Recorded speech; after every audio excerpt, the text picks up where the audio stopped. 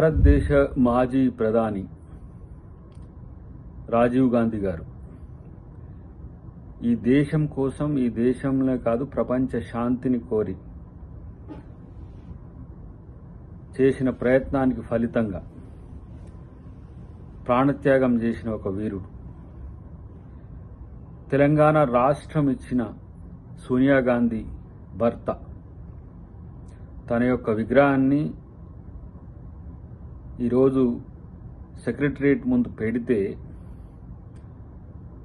కొంతమంది పిచ్చి సన్నాసులు కాకిగోల చేస్తున్న పరిస్థితి. నా దేహం ముక్కలైనా దేశం ముక్కలు కానివనన్న ఇందిరాగాంధీ వారసుడు ప్రపంచ శాంతి కొరకు తన ప్రాణాన్ని సైతం లెక్క చేయని ఒక వీరుని యొక్క, అమరవీరుని యొక్క విగ్రహాన్ని సెక్రటరియట్ ముందు పెడితే, అది కూడా అమరవీరుల స్తూపానికి కూడా ముందు ఉంటుంది. దానికి మీకు వచ్చిన నొప్పింది.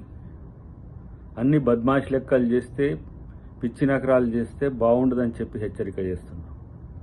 మీ స్థాయి రాజీవ్ గాంధీని వ్యతిరేకించే స్థాయి ఆత్మపరిశీలన చేసుకోండి. మీరెందుకు పెట్టలేదు తెలంగాణ తల్లి విగ్రహం? ఇప్పుడు గుర్తొచ్చిందా మీకు? వెలేసినట్టు సెక్రటరియట్ బయటనో లేకపోతే బజార్లోనో తెలంగాణ తల్లి విగ్రహాన్ని పెడతలే కాంగ్రెస్ పార్టీ.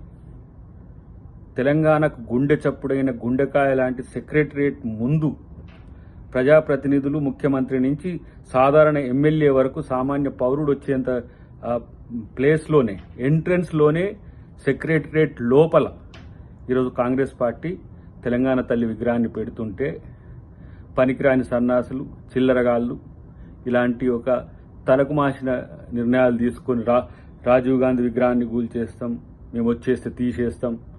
ఏడికి ఇంకా నువ్వు వచ్చేది పీకనికి? బీజేపీతో కలిసిపోకుండా నువ్వు ఏడికి వచ్చేది? నీకు ఇంకా రాజకీయ బతుకున్నది మీకు టీఆర్ఎస్ పార్టీకి. అటు కేటీఆర్ ఒకడు, ఇటు హరీష్ రావు ఒకడు, ఆ ముసలోడేమో ఇంట్లో అంతాడు. మీకు ఇంకా రాజకీయంగా ఏడ ఉందని మీరు కొట్లాడేది. ఎప్పుడో అగ్రిమెంట్ అయిపోయా బీజేపీతోని. ఇంకెందుకు ఈ పొలిటికల్ డ్రామాలు?